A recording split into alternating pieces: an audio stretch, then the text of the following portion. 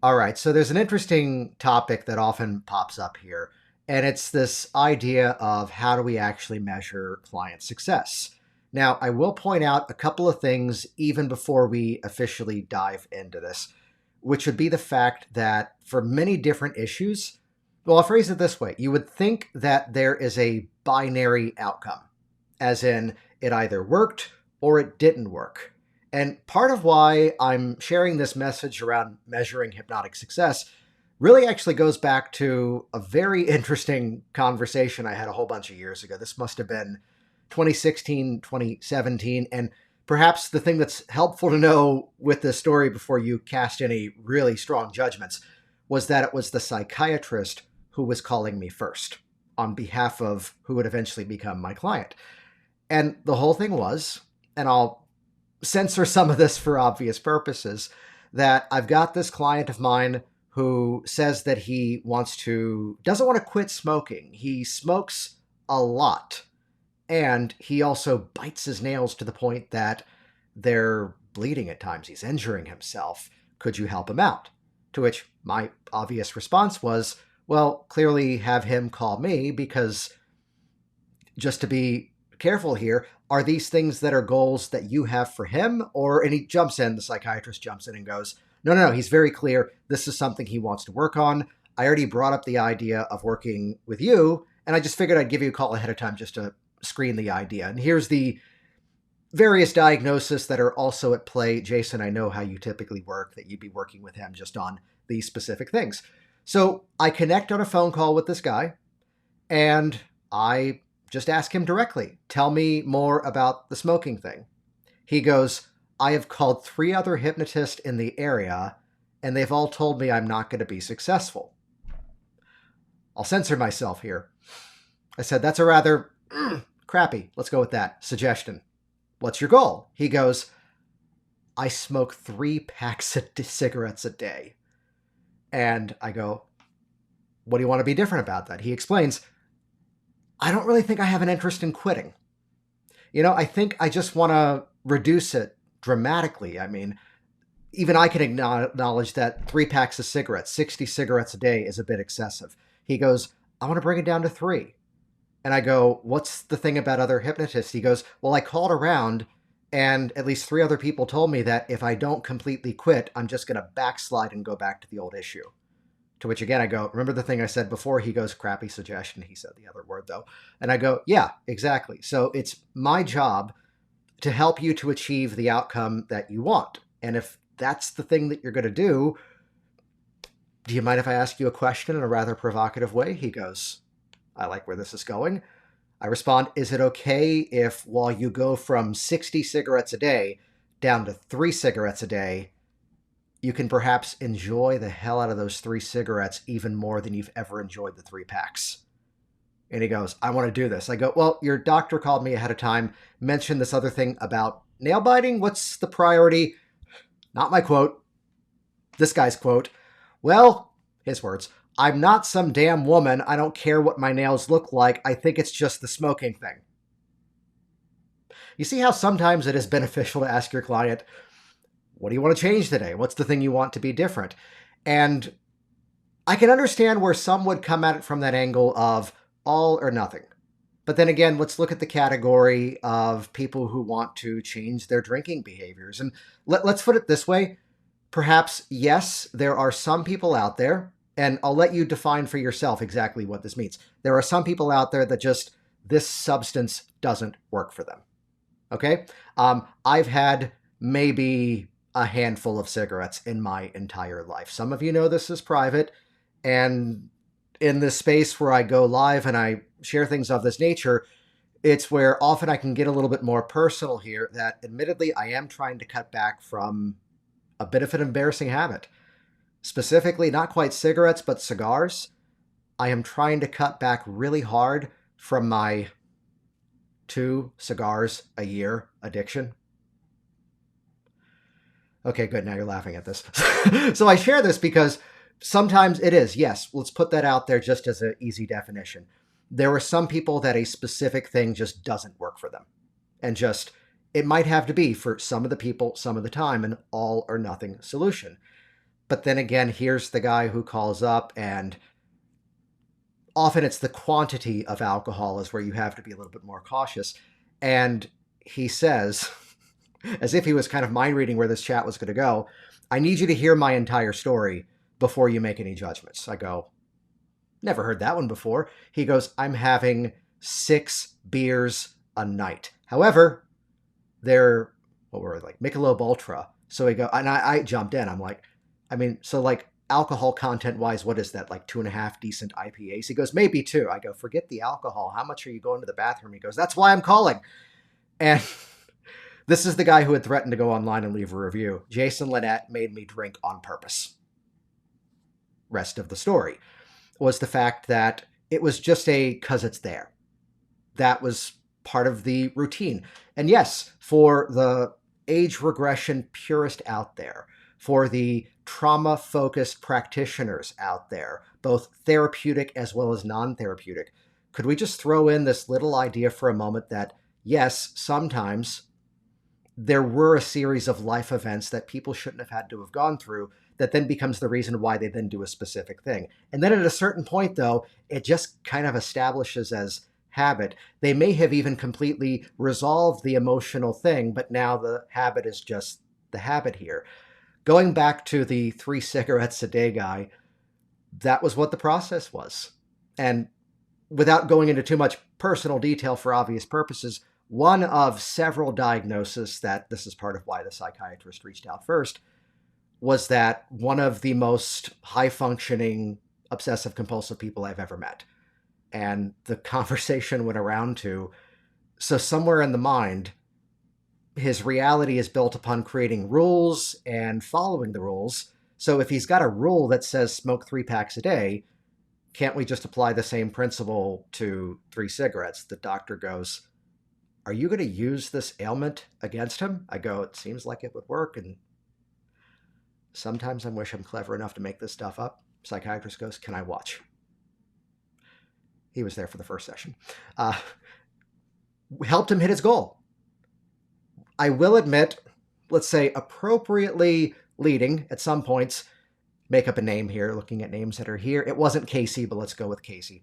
You know what, Casey, I don't know when you're going to get bored with these 3 cigarettes on your own and just decide to stop because you're just fed up and you've made that decision for yourself. I mean, that's not something I'm going to tell you yet.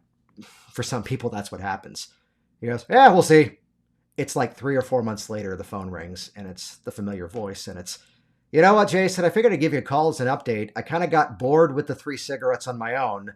And I don't think that was the hypnosis. I just kind of got, he's saying it verbatim. I just got fed up and just decided to stop on my own. But I figured I'd give you an update, but this is great. Hey, I've got a friend who wants to come. So I share this to kind of lead into this dialogue around measuring hypnotic success. If I can make a bold statement to kick off this segment here, it would be, perhaps we shouldn't quote George Carlin if I'm referencing anything religion, though he did at one point reduce the 10 commandments down to 1, thou shalt keep thy religion to thyself. I would also point out it is also our purpose at times, within reason, let's go there, to help our clients achieve the goal that they clearly want to achieve. And I've got to throw in the devil's advocate moment here as someone who regularly teaches hypnosis certification events. You know, we do the Work Smart Hypnosis Live online training, details online at worksmarthypnosislive.com. Those of you watching the live stream of this, I've got fancy graphics. By the way, if you want updates about these live stream workshops that I do inside of our Work Smart Hypnosis community, let's see if the technology works. This is going to sound great if you're listening to a recording of this on the podcast later. We send out announcements when I'm doing these real-time events. So if you text the word SMART to the phone number, this is only applicable for US and Canada, 844-277-6278. Everyone else in the world, worksmarthypnosis.com/smart. And because this is broadcasting and something that's going to have a replay, I'll just let you rewind back and hear that in real time. The devil's advocate moment is sometimes there is that dialogue, more so in a training, which is where you kind of have to swoop in and point out that you have to point out that here's the fact that that's not something that tends to frequently happen. I'm not saying it couldn't, yet for the most part, I only have one questionable moment with a weight loss client, which was just that, for lack of a better term, just to say it politely, it was a level of ignorance that they didn't quite have a clue what they should have been doing. And I just kind of let something happen differently that I've never done before and I've never done since, to go, okay, so now that we've done the consult, let me give you the name of the nutritionist I'd like you to go see for just one appointment. She does that to kind of walk you through how you're currently eating, make some specific suggestions, and then bring the roadmap of what she does to our next meeting, which will be our first hypnotic session. And I mean, that's the one exception I've got. I've not had the rail thin person saying I need to lose more weight. I'm not saying that won't happen. I'm just saying that sort of what if, what might. A big part of we told people about today's event was kind of talking about some of those theoretical stories in terms of things that we would be in our heads going, well, what if this happens? What if that happens? And it's why so many in this industry will often train, but then never actually start seeing clients. This what if, what might. The story that really illustrates where this is all coming from today was a conversation that happened earlier today. And thank you, Keith from Canada. We'll just leave it at that for the recording here. Was that, in his words, here was this client, I forget the specific fear, that calibrated on a scale of 0 is nothing, 10 is the worst it can be. Like she said, it was a 12. Yeah, out of 10. So clearly that was a bad fear. And by the time they were done, she then measured that the fear was a 7. Okay, so let's just play numbers for a moment, roughly reduce the issue by half. Let's go with that. Now, here's the part of the story that really matters, in my opinion. The client was absolutely thrilled with that outcome. And I'd kind of bring into this reality check that there are some things in life that, yes, we're still supposed to be afraid of. Here's the woman who would not go in her backyard out of fear there might be a snake. And as we work together, could actually now go in the backyard. Now, ultimate irony, I guess if that's the right word here, was that then she was the person who went on this walkabout vacation in Australia, got bit by a venomous snake. Here comes the EpiPen. Here came being rushed off to the hospital, to the emergency room, and everything was fine. Yet the dialogue afterwards was that, of all people, it's kind of bothering me that this isn't freaking me out. I'm like, what do you mean by that? She goes, it's the fact that now I know I'm not going to see that specific breed of snake in my backyard. This is when I was in Virginia, in Woodbridge, Virginia. That's not going to happen. In fact, the other day, I did see a snake actually in my garage. It was this little harmless one. You know, it wasn't like I was going to pick it up and give it a name and keep it in my house. But, you know, I kind of grabbed a shovel. I'm like, oh no. No, she goes, I grabbed a shovel and I kind of scooped it up and then just carried it out to the yard and then kind of put it on the grass in the field across the street. So she goes, I'm able to be around it, but just, I guess we could say, this appropriate level of caution. This appropriate level of being able to make the judgment for it yourself. The same as I can think off the top of my head. Let's look at this category of fear, where he said the issue of driving on highways was previously, if we want to use the whole SUDS thing, was around an 8. And then as we worked together at one point, it was, what would you rate it at now? And he said 3. And everybody write this magic question down and start to use this with your clients. What's different about it at a level of 3 compared to where it used to be at the 8? And for this person, what he said next was this moment of going, I guess we're good. He goes, you know what? I want to keep some level of caution. You know, not that I believe you could brainwash me to become completely, you know, ignorant of everything on the road and what might be going on around me. Yet at a level of 3, you know, the fact that I used to have this debilitating fear could instead become every reason I drive with greater caution. I'm observant more of the cars around me. You know, maybe part of this was a couple of accidents that I got into where I know I might have been following too closely. And let's now use that caution for my benefit rather than keeping me afraid and staying at home. Do you hear that kind of response? Which, yes, clearly years later is a paraphrase.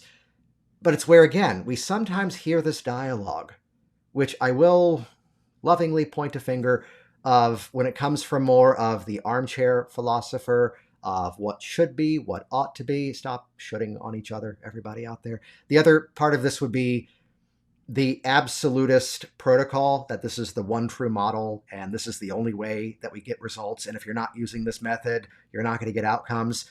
And the downfall of that is that when it's not working, some of these would go so far as to actually teach the new practitioner. It means the client wasn't ready. And as I'm looking at some of the names I see as we're doing this live in the community for the first time here before it goes out on the podcast next week, it's that you've all got more experience doing hypnosis than your clients have. Therefore, whose responsibility is it to become more flexible in the process? Oh no, we didn't get it to a 0. And I'd be curious, we're going off of a theoretical here because it was more, I asked the question, what was it like when the client said it was a 7? They said they felt fine with that. It's like, then that's the response. High fives all around, doing fantastic. So I wanted to share this because we get to this place where we know this with the work that we do. And it's where I tend to teach, even in the marketing systems of all that I do, how do we get the audience raising their hand and saying that they're interested? How do we make use of content in such a way where now they are appropriately selling themselves into what we do? And we're speaking to an audience that's not only sold on the hypnotic process, but also sold specifically on us. Because, and anyone who's here live, I won't say the names. I won't say the names as I do the audio part of this one. But have you had that moment before where, again, you were in your head going, it should have gone this other way, yet you were completely shocked that the client got the result? That according to the training, according to the book you might have learned from, you had this moment where suddenly it's this dialogue as to this is the way it was supposed to go. And you're like, this process isn't going right. This isn't going the way that it's supposed to be. And yet then all of a sudden, everything is resolved. So I share that because it's really listening to your clients that becomes a major part of this solution. That was a quote from the mentalist as well as student of hypnosis, Alon New. Someone in the chat just dropped in, don't NLP on my leg and tell me it's raining. That was Alon, former guest of the Work Smart Hypnosis program. The story to really launch into here. I promised the frantic phone call from a student that changed how I think about hypnosis. She calls me up and she says, I've got someone who wants to come in for something that I've never heard of before, and I just don't know what to do. And I go, what's the issue? She goes, he gets this almost PTSD style reaction when people sing the happy birthday song. He gets this near PTSD style reaction when he hears the happy birthday song, which no matter what model of hypnosis you follow, whether you are the here's where they are today, let's go for the mindfulness of here's where they are today and all that we can change is the future. If you are the regressionist or even the timeline person and it's all about changing the perceptions of the past, no matter what your model might be, he gets this extreme reaction when the happy birthday song is sung to him or even played, even in a movie, which was kind of that turning point apparently that I forget what movie it was that she told me he'd heard it in. It's like, oh, this is really an issue. No matter what model of hypnosis you come from, and this sounds a little heartless, I know. Oh, something happened. And the question, though, was in terms of hypnotic depth. If we're going to follow an Aaron's depth scale or just the Ellman depth scale, light, medium, deep, or any of the other ones that are out there. And yes, depth, in my opinion, is two different conversations. Depth for the client is the subjective experience of what they're experiencing. For us, it's more objective in terms of what suggestions are we giving that are actually being accepted. This is why I'm a huge fan of using hypnotic phenomenon in the change process. It's 1, ratifying the experience for the client, 2, proving something is actually going on, and 3, even at places where I can go, I've got this desired depth or I've got something hypnotic and that's enough. The depth will then bring them into that greater place, and it's this dual relationship of their experience as well as if I can suggest this one thing, they can suggest something else. So her question was, what level of hypnotic depth do I need to get this guy to in my session so I can now suggest that the happy birthday song is his favorite song? And those of you that are here with me live right now, I'd be curious to hear what your first impulse would be as an answer to that question. That again, her question was, what level of hypnotic depth do I need to achieve to be able to suggest that this is now his favorite song, this thing that created this extreme emotional reaction? And through this filter of how we talk about depth in hypnosis, what level would we have to bring him to then eventually give the suggestion that now, almost think a little bit more like stage hypnosis, that now this is your favorite thing in the world. I don't do stage hypnosis anymore. I did previously. I've kind of pulled myself out of it because just there's other hypnotic things that became more so the passion. And could I just point out, I never saw the humor in getting the person up and dancing. In fact, it was better to say, in your mind, you are the world's most incredible dancer, but no one in this audience will understand your style because you know that you're the trendsetter. It might look weird to all these people, but they firmly believe in this quality of dancing, and now it's more entertaining because anyone can get up and dance. No standard depth for him. Yeah. Oh, yeah, no, that's right. Stephanie just mentioned here in the chat about thought field therapy. Some forms of EFT have you singing happy birthday to the person or using that as a pattern interrupt. My response was, I think that's a little too bold of a suggestion. And this is where some of the purists are now clenching up as I say this out loud, that I don't believe, okay, let me quantify this ahead of time. I believe that, yes, there are some people who, as this is the word that Sean Michael Andrews uses, there's some that may be that ultimate virtuoso of a subject that you can just give the suggestion, this is now your favorite song, and that's it. Maybe. I'll give you that. I'll give you that. However, to go so far as to tell somebody this is your absolute favorite song, especially they know their whole history. They know the story as to what it has been up until now. And she goes, yeah, I don't think anyone's ever dealt with this. And I then had to respond, I have. Because my client with this exact same issue was Jingle Bells. And remember, no matter your model of hypnosis, oh, something happened. And here's the what happened. And permission, of course, to tell the story here, I've asked. It's that it was this like elementary church musical type thing, holiday Christmas style show. Well, it was a church, so I guess I don't have to say Christmas style. It was a Christmas performance. And I was raised Jewish. We'll go with that. And they'd always go at my college, oh, we're having a holiday tree lighting. I'm going, you don't have to do that. Santa's going to be there. You were almost. Both sides of the family, we got it. You know, we had the Christmas tree with the Star of David at the top. Hers was the chorus is singing a song, and then at some point, the elf is supposed to burst out of this package on the set, except the set was made by the children. She is, those of you that know the Bob Newhart Stop It routine, she is inside of a box, and it's her cue when they sing this song. Wasn't Jingle Bells, but when they sing the song, it was her cue to then burst out of the package, sing a funny song, do a dance, run off the stage. And she's in the box, and she can't get out of it. The children built the scenery. It wasn't built well. And the chorus director and the kids, I guess the assumption was, oh, she can't hear us.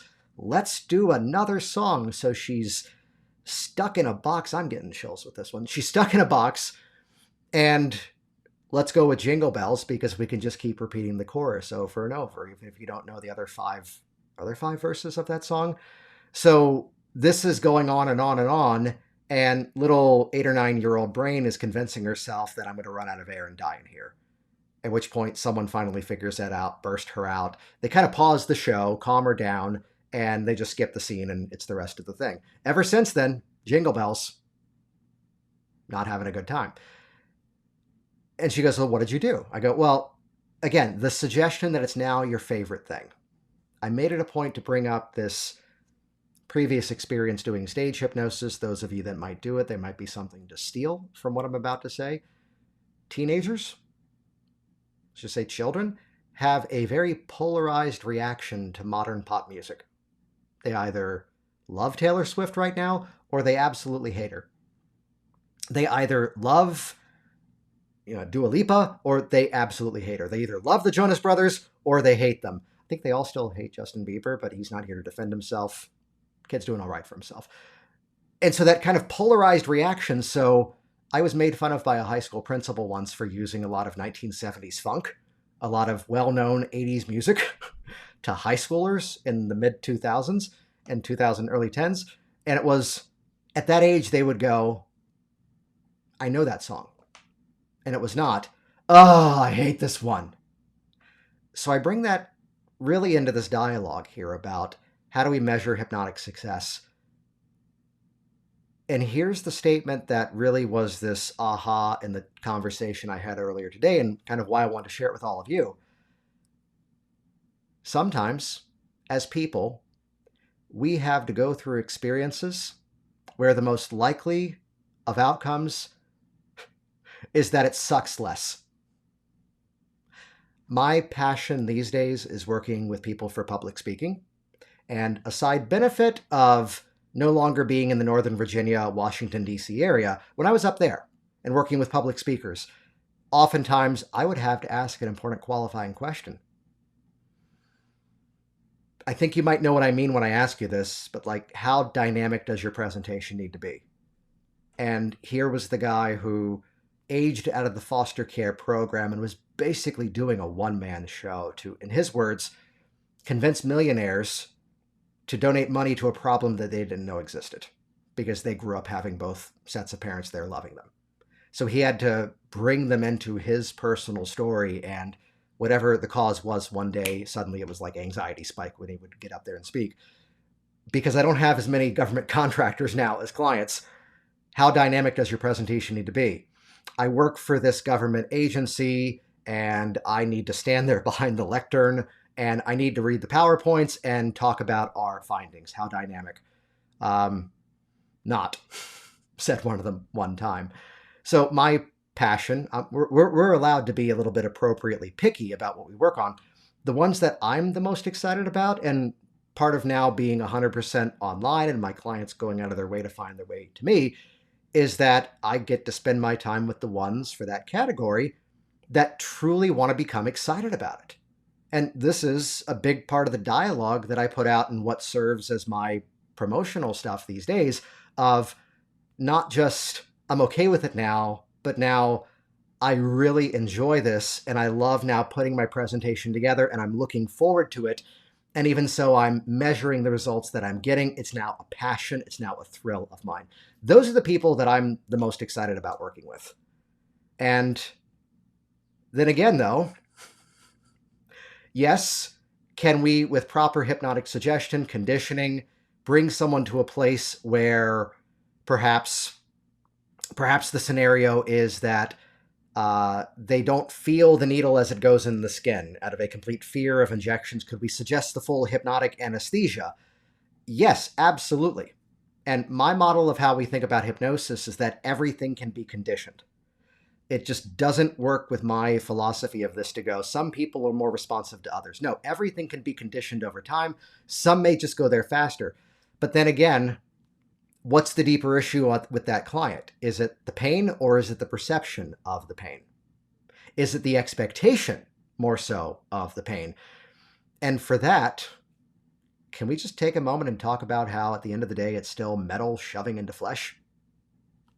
And that might not be the most comfortable thing. And yet it, what's the high-tech therapeutic language we're suggesting here? It massively sucks less and then it's over and it's not an issue again. I've got this amazing testimonial somewhere on a website where the whole reason she wanted to get over the needle fear was that they were going through in vitro, they were going through all sorts of fertility treatments. And I mean, that's a lot of needles. And she goes, yeah, I feel it every time. Yet now I'm carrying on the conversation with the nurse, with the doctor, with my husband, and just, it's a thing. You know, sometimes, you know, when you're at the post office And there's that person who wants to do everything they can to let you know that they're unhappy with the fact that they're having to stand in line. That happened a little while ago. It's like, I was just dropping something off, prepaid everything, stamps.com. We'll make that a link, I'm sure, in the show notes when we air this as a podcast. Saved me from standing in line. This was the thing I had to stand in line for. And it was, hey, this is shipping to a student of mine up in Calgary, up in Canada. And yeah, the shipping was like $40 for this box. Yet I'm kind of busy this week. And now I don't have to drive to Calgary. Yeah, I'll stand in line. Sucks less. So, which sometimes this does fit into the theme of how we communicate with our clients. Because I had promised the story of the person that she left a 3-star review online, and I would typically not do this, yet because I had just seen her earlier that week, the first outreach was to go make up a name here off of someone who's here with us live. It wasn't Stephanie, but we'll say Stephanie. Hey, Stephanie, saw the review online. What's up with that? And she immediately goes, never mind, I'm going to go online. I'm going to fix that. Hang on, I'll do it right now. There, it's 5. Sorry, yeah, I was way too critical. But here was the story. The first draft of that review, Jason, was a life-changing experience because my fear of flying is now completely gone. Except the flight to, I think it was Frankfurt, was so god-awful boring because I had nothing to do for the 8 or 9 hours. And I was prepared to swoop in and just go, bring a book, watch a movie, play a game on something. The luxury of being bored. And she caught it right away. And normally I wouldn't. Just earlier that week, she goes, this is amazing. I'm going to tell this person. Like, did something change? So future-proofing our clients' resilience. So by bringing this into the dialogue here, it's that, yeah, the person who got over the fear of snakes, might need to buy a lottery ticket this day, gets bit by one. And it's a serious thing for that moment, and yet it's then back to stasis. You know, I flew back from Boise, Idaho, about 3 weeks ago. I was out for an event, and actually the flight coming back, I had strategically made it so that I wanted to sleep on the other flight. So first I flew from Boise, Idaho to San Francisco, which is west, and then San Francisco down here to Orlando.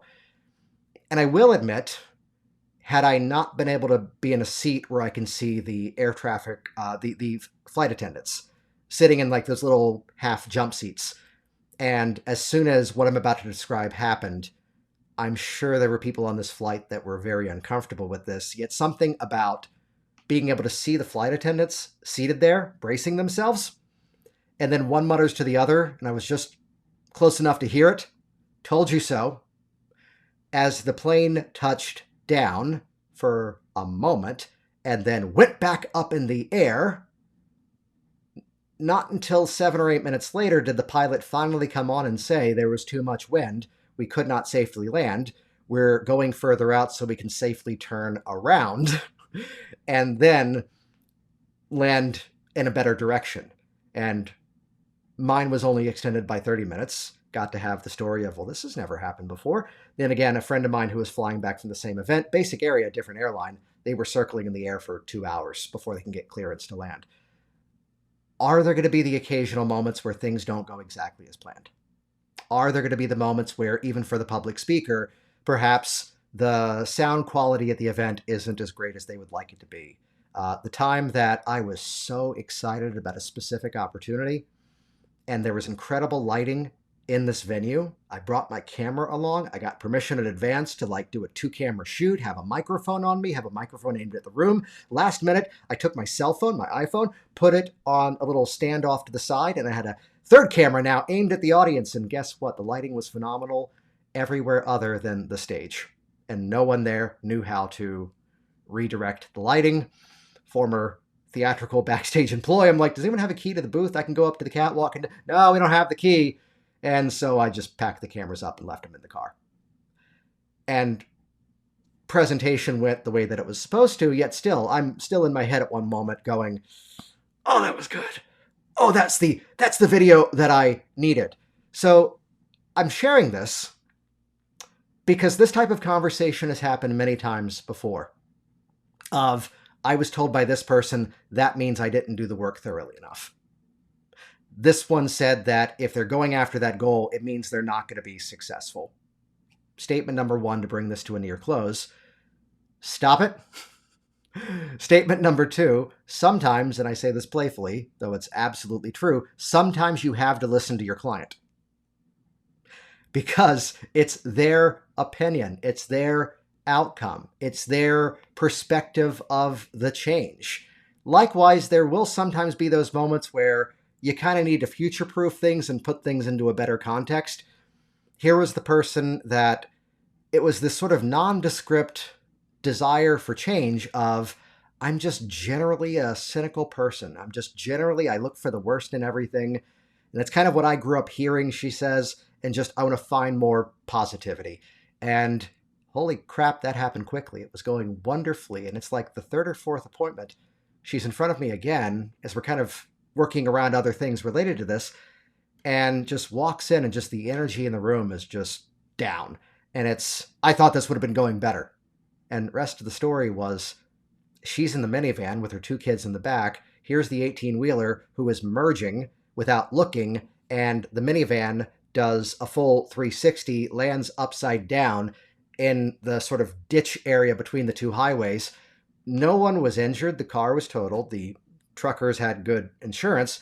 There's like bruising from the seatbelts because they were rolling around and upside down, all the airbags, all the safety things employed. I mean, the fact that they got out with just mild bruises from the seatbelts is a miracle.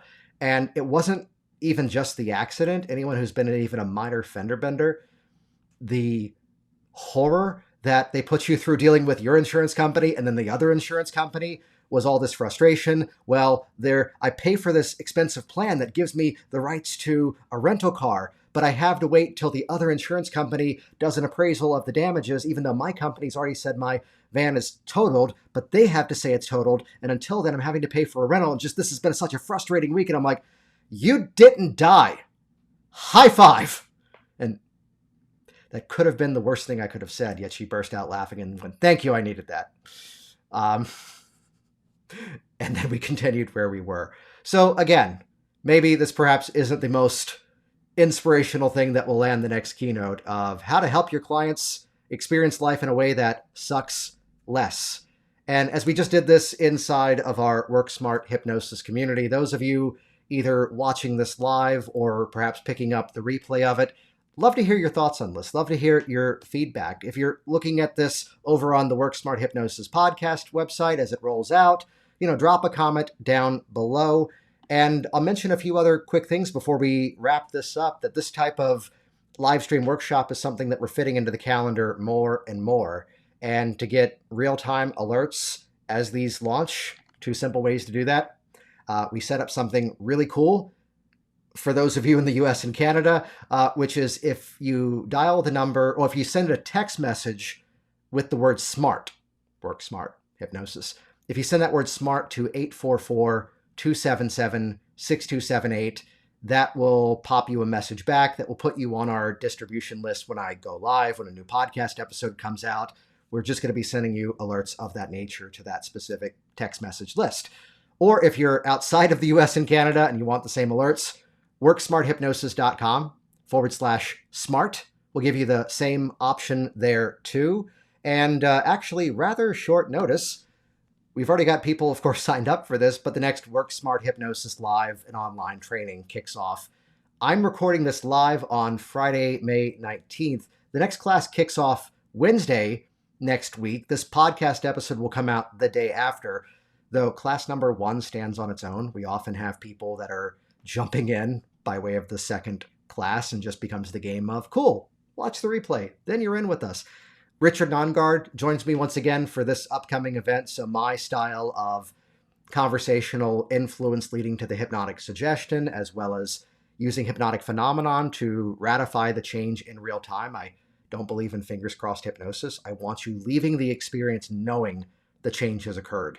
With what Richard does, taking the last 30, 40 years of modern research and finally bringing that into modern day hypnosis. This should not be the trending thing these days, but evidence-based hypnosis. Yeah, the thing we already should have been doing, the stuff that's been proven to work, which if you want to increase the number of clients you're seeing, as well as, well, today started with the story of a referral from a medical practitioner. This is the dialogue you want to be having there. And part of these topics are also why typically half of our attendees are brand new to hypnosis, and this is the first thing that they're doing. And the other half of people already are substantially trained, might already be actively seeing clients, and yet it's the task of now wanting to fill in the gaps, build up that confidence, creativity, and flexibility in their work. You can see the whole video tour over at WorkSmartHypnosisLive.com. I want to thank everybody for joining me here today. So I'm going to wrap this up, I think, in a very non-ceremonious way. Please don't let this become the new catchphrase everyone associates with me. We've already got the whole make it rain thing and a lot of purple. But hey, get out there and help your clients' lives suck less.